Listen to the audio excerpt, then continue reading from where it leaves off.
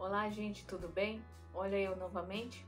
Para aquelas pessoas que não me conhecem, meu nome é Érica Fujita, sou engenheira agrônoma, presto assistência técnica para pequenos e médios produtores voltados no cultivo de frutas e hortaliças. Bom, gente, hoje eu vim tratar sobre um assunto que me perguntaram em duas visitas que eu fui fazer. E eu acho que é bem interessante falar, porque eu acredito que ainda tem muitas pessoas que têm dúvidas, que não sabem por onde começa, não sabem quais são os quesitos que nós temos que seguir, as exigências que devem ser feitas e assim por diante. Então eu vim falar um pouco mais sobre cozinha industrial. Vamos falar sobre cozinha industrial e um passo além seria uma agroindústria, que daí já vai tratar no processamentos de produtos de origem vegetal em grande porte, entendeu? Então vocês que estão me assistindo, fique até o final desse vídeo para vocês poderem saber mais ou menos, ou pelo menos ter um norte de que rumo eu tenho que tomar para eu conseguir ter efetivamente uma cozinha industrial e assim trabalhar com o processamento daquilo que eu tenho a mais na minha produção. Então esse ponto é muito interessante. Então fique até o final desse vídeo que eu vou falar sobre esses critérios, desses pontinhos e essas informações que nós precisamos ter. Bom, primeiramente vamos começar do que eu preciso para ter uma agroindústria. Ah, Érica, eu preciso de ter um espaço, certo? Então nós temos que procurar um espaço adequado, qual que é a infraestrutura que eu vou precisar ter e o que eu tenho que colocar para poder me ajudar no meu dia na agroindústria ou na minha cozinha industrial. Bom, gente, esses pontos que eu vou falar agora, eu quero que vocês prestem muita atenção. Porque a cozinha industrial ou a agroindústria vai precisar principalmente do que? Matéria-prima de qualidade.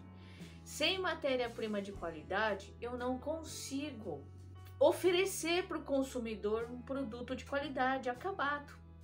Então eu vou pegar essa matéria-prima e eu vou preparar ele em uma receita, simplesmente vou despolpar e congelar a polpa e fazer um suco. Eu não posso usar qualquer coisa, então é o ponto que vocês têm que ter consciência, tá bom? E para eu ter um produto de qualidade, a matéria-prima tem que vir de qualidade. Não adianta eu pegar resto para conseguir colocar numa receita e dessa receita eu obter um produto fabricado pronto para o consumo. Não posso fazer isso. E outra, principalmente, essa matéria-prima tem abundância, tem o suficiente para poder alimentar a minha agroindústria a longo prazo? Entendeu? Tem essa condição?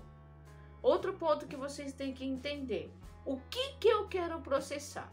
Isso é muito importante. O que eu quero fazer de receita na minha cozinha industrial? Então, existem vários pontos que nós temos que levar em consideração. O processamento de minimamente processados. Minimamente processado é quando você pega um vegetal, pode ser uma alface ou uma fruta, vocês higienizam, picam ela e deixam pronto para fazer uma salada de fruta, ou se não, simplesmente comprar um potinho ali, por exemplo, de melancia picadinha no serviço, para ficar mais fácil. Então eu vou trazer, compro no supermercado, uma ideia, e aí eu levo esse potinho com a melancia picadinha prontinha, só para eu abrir e comer. Isso é uma opção. Tudo que eu vou fazer de matéria-prima fresca e o produto que se resulta disso é fresco, chama-se minimamente processado. É o mínimo de processamento que eu vou fazer com que a minha hortaliça ou fruta passe. Então esse minimamente nada mais é do que é. Eu tenho uma matéria-prima de qualidade, ponto de colheita ótimo para consumo. Então se eu vou trabalhar com salada de frutas ou simplesmente fazer numa embalagenzinha de frutas picadas, ao invés de eu levar um abacaxi inteiro para o serviço para poder descascar e comer, então é muito mais fácil eu comprar já esse produto já descascado, fatiado, picado. E eu simplesmente pegar ele lá no potinho e consumir. Isso é minimamente processado. Ou até mesmo, eu vou fazer uma salada hoje em casa, só que não vou ter tempo de ficar preparando, lavando, fatiando, picando todos os ingredientes para minha salada. Então eu vou até um ponto e vou comprar isso já lavado, higienizado, muitas vezes picado, ralado, fatiado e assim por diante. E aí eu chego só em casa, pego todos esses pacotes, eu vou abrindo cada um deles, eu já sei que tá limpo, não vou precisar higienizar de novo em casa, e eu vou lá e simplesmente monto minha salada para o meu jantar, porque eu não tive tempo de comprar isso, chegar em casa a tempo, lavar, fatiar, picar, escorrer, tudo bonitinho, deixar ali, já montar e pronto. Eu não tive esse tempo de preparo, eu já comprei algo preparado que vai facilitar a montagem da minha salada para esse jantar que estou em cima da hora. Então esses são alguns pontos que é interessante. Então isso que eu falei para vocês é o minimamente processado. Já o que vai ter mais processos, porque além nada mais é do que o cozimento ou o congelamento. Não é? Mas como assim, Érica? Então vou explicar certinho. Então se eu pego uma fruta para fazer um doce, uma abóbora para fazer um doce, tá? Então eu pego uma hortaliça ou uma fruta para fazer doces, isso já é produtos processados, tá bom? São produtos processados. Então eu vou pegar uma abóbora madura, lavar ela, escovar certinho as cascas. Quando tiver bem escovada, limpinha, eu vou lá, pico, descasco ela, deixo ela em cubo ou ralado e faço o meu doce de abóbora. E a mesma coisa pode acontecer numa fruta. Eu vou pegar e fazer polpa de manga congelada. Eu vou pegar essa manga, da mesma forma, eu vou lavar a casca, deixar ela limpinha. Aí passa no processo de descascar, vou despolpar essa manga, separando a polpa do caroço. Trituro essa polpa, coloco em saquinhos e ponho para congelar. E pode ser uma porção para um copo ou para 1 litro de suco, dependendo do tamanho da embalagem.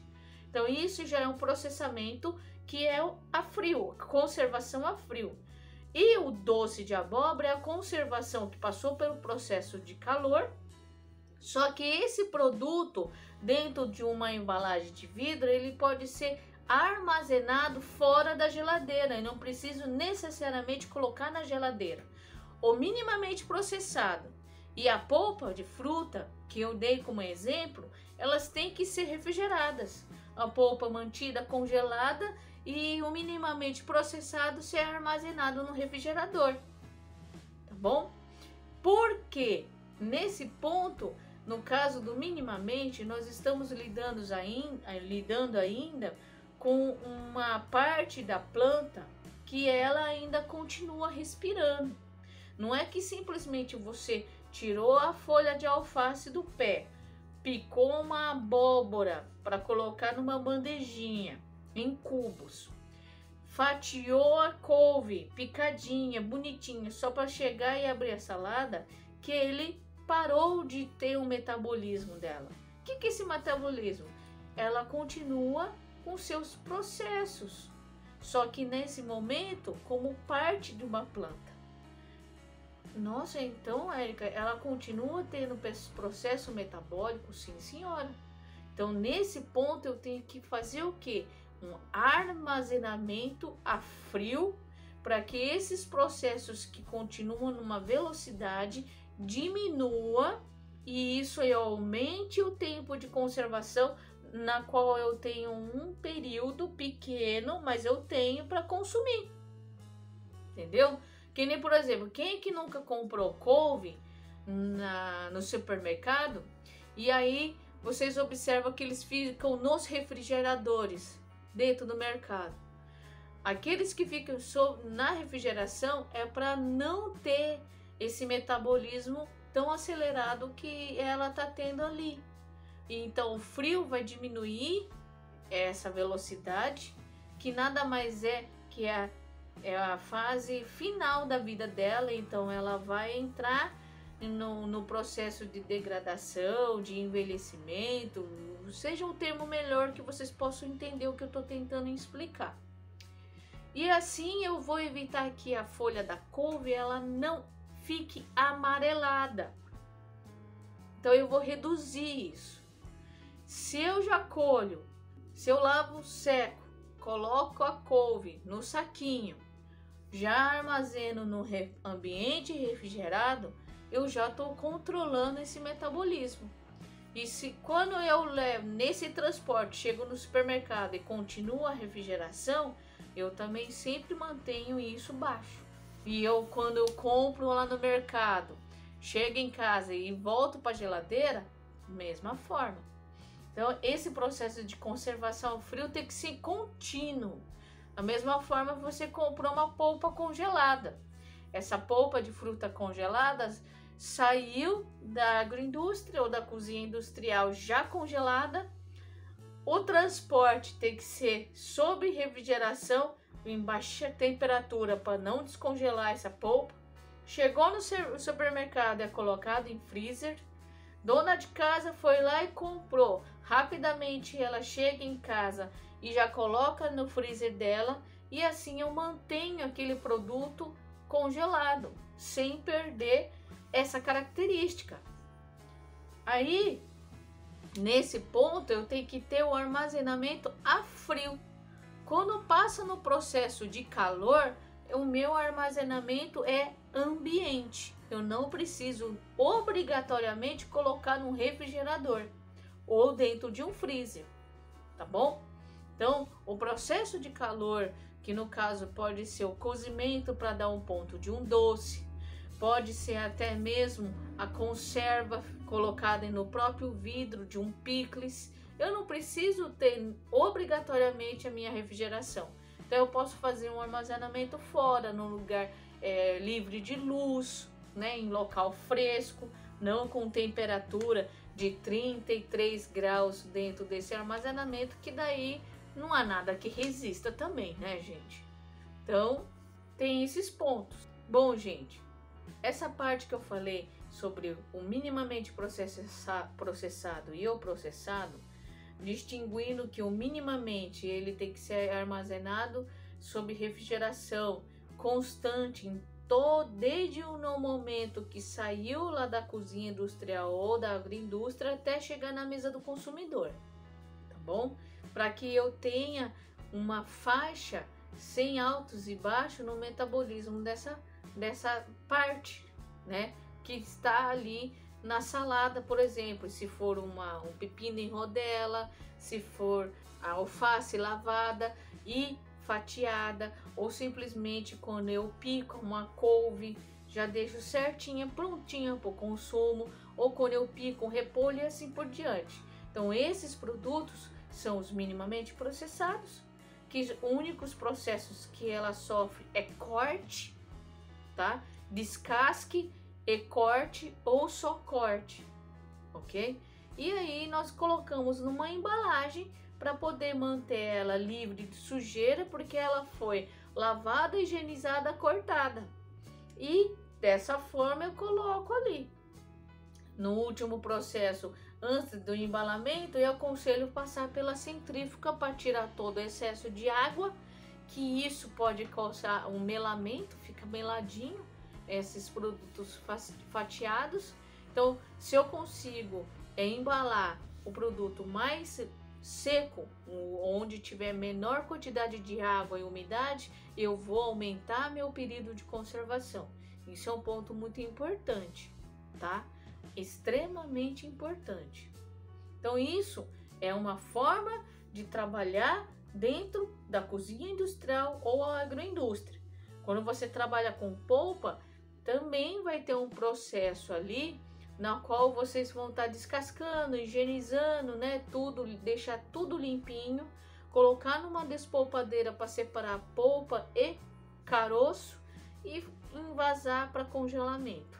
Também eu tenho que ter uma conservação de frio aí constante, então eu chamo isso de cadeia de frio, que é o congelamento desde que saiu da agroindústria ou da cozinha até chegar na mesa do consumidor. Na mesa do consumidor tem que manter essa cadeia de frio. Nesse ponto da polpa já não é minimamente processado, tá bom? Nesse caso, ele já é considerado como um produto processado, tá? Outro tipo de forma de agroindústria são as conservas, que são o quê? Essas conservas podem ser picles, compotas de frutas.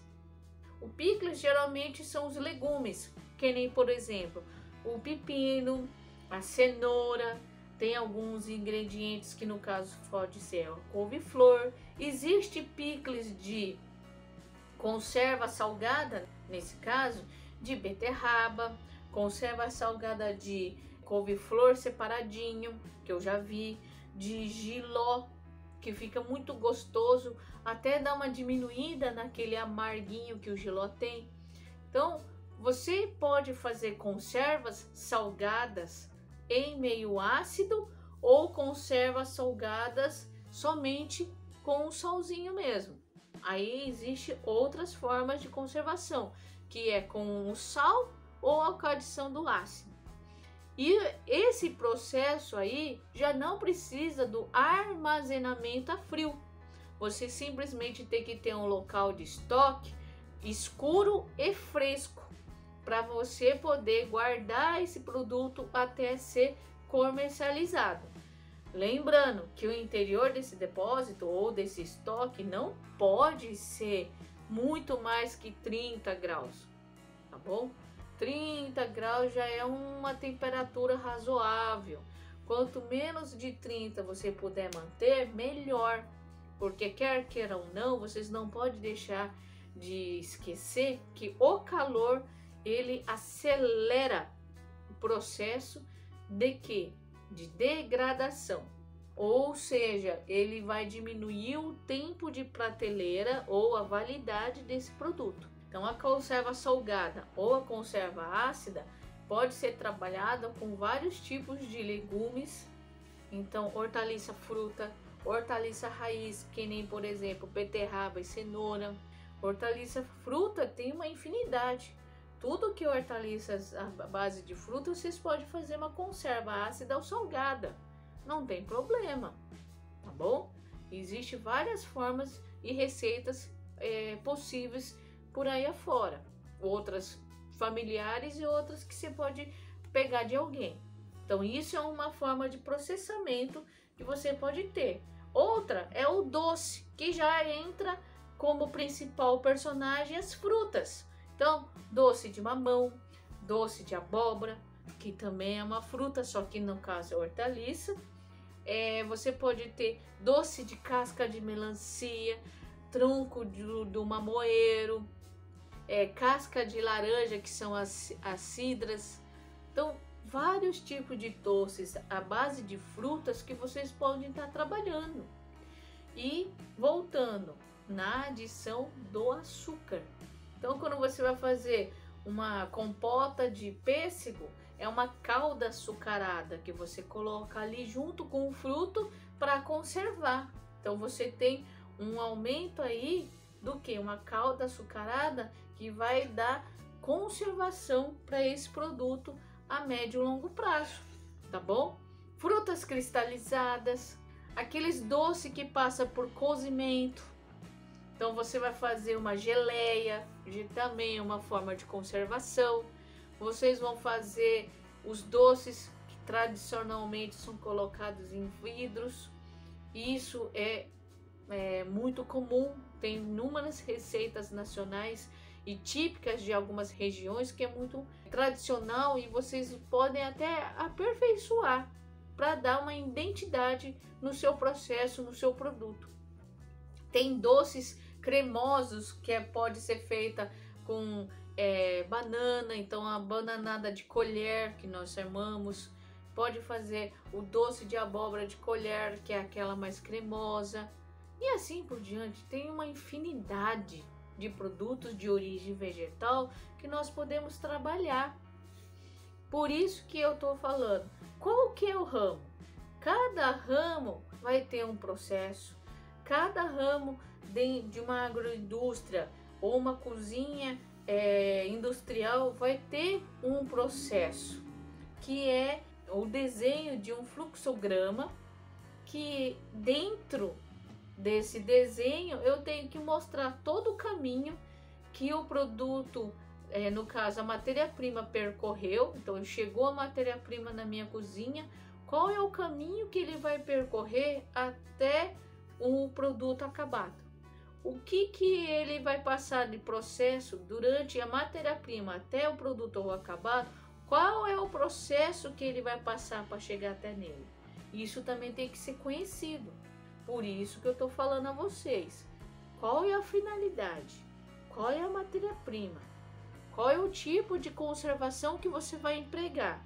Porque tudo que eu falei a vocês, refrigeração, que é uma temperatura em torno de 10 a 15 graus. O que vocês vão refrigerar? O prazo de validade é curtinho, é alguns dias, 3, 4 dias. Contando em algumas raras exceções, pode subir para 7 dias. Congelamento. O que vocês vão congelar? Legumes pré-cozidos, por exemplo, polpa de fruta. Tem vários produtos que vocês podem estar congelando para quando chegar lá na dona de casa, ela tá pré-preparado. Não pronta especificamente, mas pré-preparado. Ou seja, já começou um preparo lá na agroindústria ou na cozinha e aqui eu vou terminar. Pode ser desse ponto. Ou se não for pré-cozido, pode ser até mesmo simplesmente uma mandioca descascada em toletes, congelado. Aí eu chego em casa, deixo ali alguns minutos fora do freezer, descongelando até eu fazer a minha receita. Outro, qual que vai ser a forma de conservação num processado? Eu vou fazer a conservação salgada, em salmoura ácida, ou só salmoura ou só ácido. Aí nesse caso vou trabalhar só com legumes, hortaliças. Tem algumas pessoas que acabam fazendo conserva salgada de frutas. É que o brasileiro hoje tem umas receitas bem regionais, então que não é todo mundo que acaba conhecendo, e são deliciosas, né? Que nem, por exemplo, uma fruta que eu piquei, tem a conserva ácida ou salgada, como também já vi em algumas exceções, ela doce. Não é comum? Não é. Vai depender do gosto da pessoa e daquela população. Mas também existe, por exemplo, frutas que também pode ser colocado em conserva salgada, no caso salmoura. Por que não? Vai depender muito do gosto. Vocês não tem gente que come manga verde com sal? Entendeu? Então já vi gente que já juntou esse útil ao agradável e fez uma conserva de manga. O japonês faz conserva salgada com melão, tá? Ou até outro tipo de fruto, só que verde, não maduro. Vai depender do que for a receita regional que vocês forem utilizar. Por isso que a agroindústria tem que ter um propósito. Tem que ter um início, que é a matéria-prima, um propósito, que é a minha receita, e o meu objetivo, que é atingir o quê? O consumidor que vai adquirir. Meu propósito é preparar essa receita. Eu quero vender para alguém. Então isso eu tenho que ter bem planejado. Porque nesse processo de transformar minha matéria-prima numa receita, eu não posso deixar faltar a matéria-prima, porque se meu consumidor gostar, ele vai querer constantemente. Então eu tenho que ter uma forma de sempre fornecer esse produto, sem que haja falta dele no mercado. Então, isso é fidelizar o meu cliente, porque eu cativei ele com o sabor. Hoje em dia, o sabor é tudo, porque você consegue ter uma memória afetiva de um passado não tão distante, da sua infância, da sua adolescência, do seu início da vida adulta e assim por diante. Lembrando um pai, uma mãe, uma avó, um bisavô e assim vai. Então, essas são características de sabor. Por isso que vocês têm que saber onde querem chegar antes de pensar efetivamente no que vai ter na cozinha industrial ou na agroindústria. Aí, definindo isso, eu acho que é bem... eu sempre falo para as pessoas que querem estar começando com uma cozinha industrial. Todo mundo conhece, vamos dar um exemplo aí do palmito em conserva, ou até mesmo conhece o doce de abóbora. Todo mundo conhece. Só que é interessante você colocar a sua identidade. Então, assim, se você é uma cozinha familiar que vai fazer o processamento de uma receita que vem de família, aí eu vou trabalhar ele em uma média escala, aí você já tem uma identidade, que é algo que vem da sua família, que as pessoas foram experimentando, foram gostando, cada vez mais gente vai querendo. Aí você já tem uma receita, uma identidade única, somente sua. Mas aqueles que querem, poxa vida, eu estou numa região que existe frutas, vamos colocar aí banana em abundância, que eu consigo matéria-prima para poder sempre ter ingrediente e preparar. Pode ser uma bananada, pode ser bananada em tijolo, em bala, açucarada, em colher, assim por diante. E nessa região eu consigo matéria-prima para eu fazer minhas receitas e assim sempre ter venda.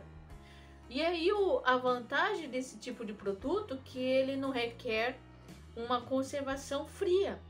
Simplesmente ele só precisa de um lugar fresco, no escuro, e assim eu posso distribuir em vários lugares, em grandes distâncias, sem ter a necessidade de ter um controle de conservação muito rigoroso. Então, isso vocês têm de vantagem. Só que lembrando que a minha bananada tem um toque meu, a minha bananada tem um toque da região ali, eu consigo fazer algo diferente que em outra região não consegue. Eu consigo colocar a minha identidade na minha agroindústria, na qual é uma característica única. Posso fazer isso? Pode. Não precisa ser em toda a linha de produtos que vocês têm, mas pode pegar um ali que foi o que geralmente quando se tem uma agroindústria, sempre tem um início, um princípio. E o princípio sempre é uma matéria-prima específica, que pode ser uma banana, uma laranja, uma maçã, lá no sul tem bastante, ou numa região com muitas hortaliças pode ser um legume. Então isso pode ser o princípio, na qual pode ir agregando outros e outros produtos para vocês terem um leque de opções, entendeu? Então isso é bem interessante, vocês não podem deixar de pensar nisso. Essas opções é interessante porque no momento que vocês forem começar a desenvolver o marketing para vender, vocês podem já colocar todo esse processo de propaganda, todos os produtos que vocês têm disponíveis. Isso é muito bom. Degustação é excelente propaganda. O boca a boca é a melhor coisa que você pode fazer. De início, vocês muitas vezes vão começar de forma mais tímida, com pouca exposição, vai levando um produto aqui, um produto ali, deixa ali um punhado para degustação. Vocês vão levar mais tempo para começar a ser conhecidos, para você ver, poxa, eu gostei, eu não gostei. Nessa degustação, você não impede você de ter o teste também. Você não precisa levar o seu produto para degustar já com tudo pronto e acabado. Não, você pode fazer a teste. Você pode ir num lugar fazer um teste. Quem já não foi num supermercado, por exemplo, numa grande cidade, e alguém tava lá fritando linguiça, sei lá, naquelas grelhas elétricas, ou alguém dando copinho de café com sucos. É um teste para ver a aceitação do público daquele produto que está sendo lançado. É uma linguiça de um sabor diferente, é um suco de uva, só que é diferenciado. Será que vai chamar a atenção do meu consumidor? Vou ter realmente sucesso e aceitação? Também é possível. Ah, mas Érica, mas eu não vou fazer um teste desse no mercado. Ué, por que não? Porque a gente tem que pensar assim, num produto que eu vou comercializar, eu vou começar da onde? Vou começar a vender, faz pesquisa, tá bom, não tá bom, dá certo, não dá certo, ah, eu achei isso diferente. Todas as opiniões de cada um que vocês fizeram, deram produto para experimentar, é importante para você melhorar. E até mesmo se o produto já tiver uma boa aceitação, será que tem alguma coisa que eu posso melhorar nele? Para ficar mais moderno, com um paladar diferente? Então, assim, isso é constante.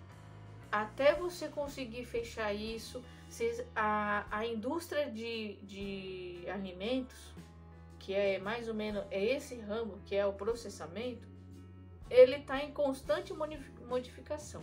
Então, a gente não pode ficar parado no tempo. Mas o sabor tradicional de um ou outro produto sempre é mantido. Então sempre tem que ter uma modernização, mas tem que ter um pontinho ali que vai trazer uma memória afetiva lá da infância, lá do passado daquele sujeito. É isso que vocês têm que pensar. Então a agroindústria, eu tenho que ver a disponibilidade de matéria-prima, qual é a frequência dessa disponibilidade, se ali naquele local não tem num período do ano, aonde eu posso conseguir essa matéria-prima em outro local? Será que essa matéria-prima desse outro local vai me dar o mesmo resultado na minha receita? Tem isso também. Então são todos os pontos que você tem que levar em consideração para não deixar sair muito fora. Tá? Sair muito fora daquilo que você realmente quer oferecer para o seu consumidor, né? Então são alguns quesitos que você tem que pensar. Para quem eu vou vender? Como eu vou vender? Então essa resposta, vocês vão fazendo isso pouco a pouco. Vocês não vão chegar a processar 1 tonelada de fruta ou de hortaliça. Vocês vão começando aos poucos, fazendo diversidade de poucas matérias-primas, tendo produtos diferenciados e diversos para o seu consumidor ver qual que gosta e adquirir, certo? Então são pontos que nós temos que levar em consideração. O seu público, onde você está, né? É regional, é o momento que vocês vão começar a trabalhar, é local. Qual que é a característica dele? Tem tudo isso. Então a gente tem que analisar qual que é o gosto do seu cliente. Quem você quer atingir? A família como um todo? Só a população infantil? Só os adultos, solteiros? Ou a família, na qual tem todas as cidades dentro dela? Ai, Érica, sério que tem isso? Claro. Cada um tem o seu gosto. E é só indo na rua.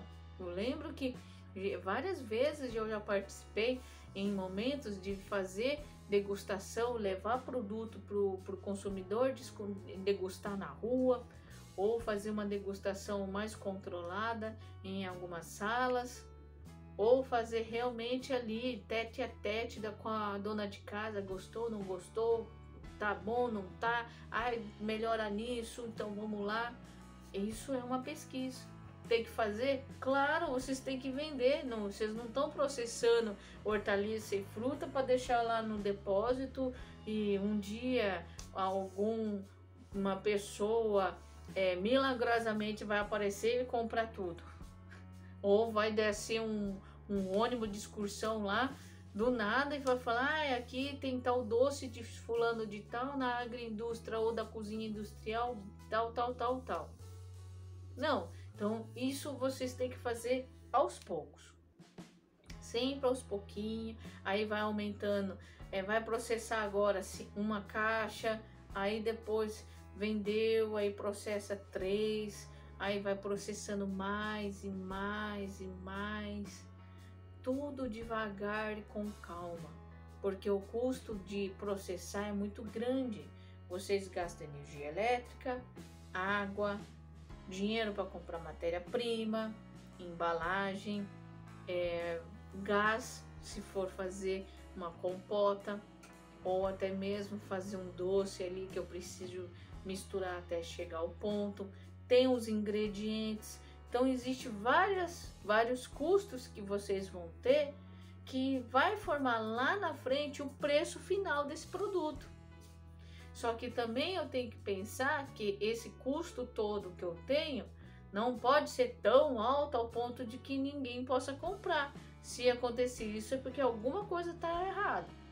Aí eu vou ter que voltar ali atrás e rever e refazer novamente a minha receita para que ela seja eficiente.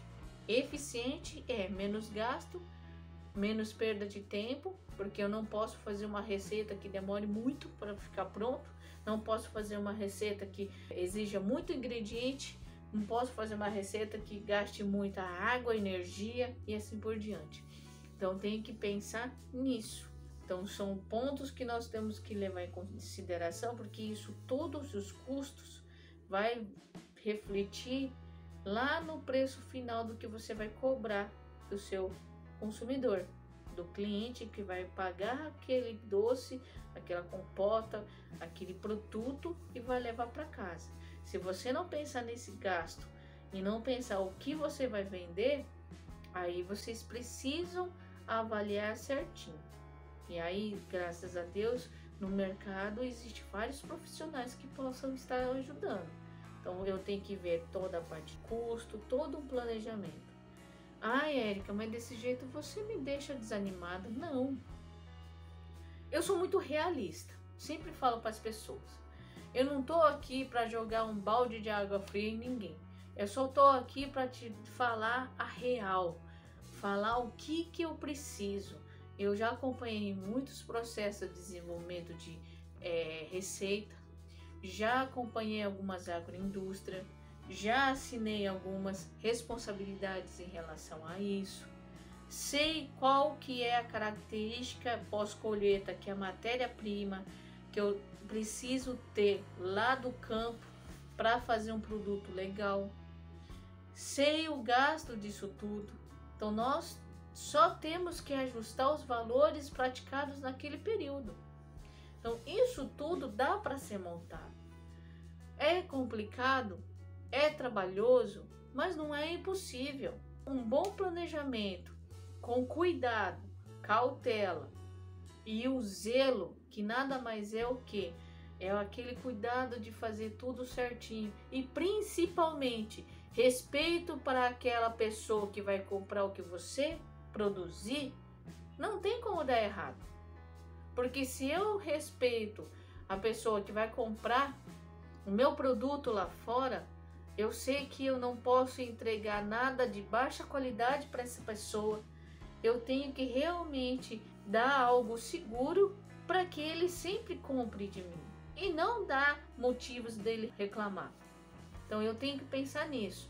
Um outro ponto que eu quero falar nesse momento e eu quero que vocês não esqueçam: zelo, cuidado ou até mesmo o medo faz com que a gente possa sempre policiar tudo que nós estamos fazendo dentro e fora de uma indústria, uma agroindústria ou numa cozinha industrial.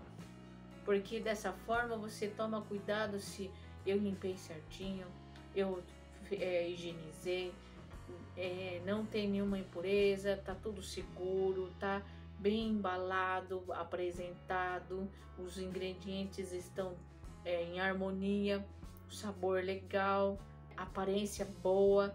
Não tem nada, nenhum corpo estranho no meu produto? Ok. Verifiquei isso, pronto, eu tenho um produto seguro para vender para você, meu consumidor. Isso é respeito, cuidado e zelo. Isso nunca pode deixar de ter, porque vocês podem obter o sucesso na cozinha e na agroindústria, sempre respeitando aquilo que vai a receber de crítica, construtiva ou não, e o que eu posso oferecer. Então essa relação de produção e cliente é muito importante. Nunca se esqueçam disso. Quando nós cozinhamos para nós, o cuidado é um. Quando nós cozinhamos para alguém, cozinhamos, eu falo do processamento em si. Quando eu preparo algo para alguém que não seja da minha família, do meu dia a dia, e é uma pessoa, é uma outra família, e era outra pessoa, a responsabilidade é muito grande. Eu não posso entregar qualquer coisa para outra família, para outra pessoa. Eu tenho que entregar o meu melhor. Não estou desmerecendo o seu carinho e o seu cuidado para a sua família. Mas quando é para alguém que você não conhece, a única forma de eu cativar essa pessoa que você não conhece é o carinho que eu transfiro para ela no alimento de forma de cuidado. Meu zelo no meu preparo, tá? Então prestem muita bem atenção nisso, que não tem como dar errado, tá, gente? Então eu agradeço imensamente você que ficou até agora assistindo meu vídeo e vamos conversando para outros assuntos. Lembrando, não deixa de se inscrever no meu YouTube, no meu canal do YouTube. Não deixa de curtir minha página na rede social, no Facebook ou Instagram. Certo, gente? E até o próximo vídeo. Até mais e muito obrigada!